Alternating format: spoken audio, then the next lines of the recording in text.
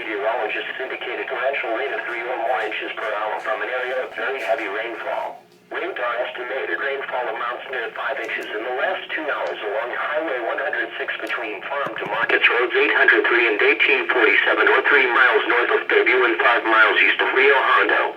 Runoff from this excessive rainfall will cause flash flooding to occur.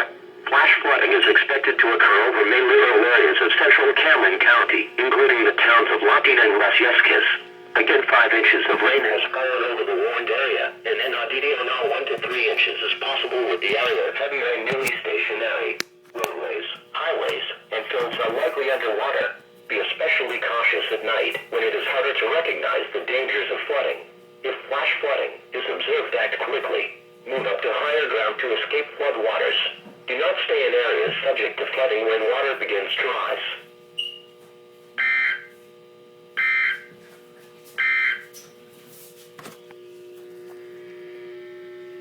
Here's your forecast.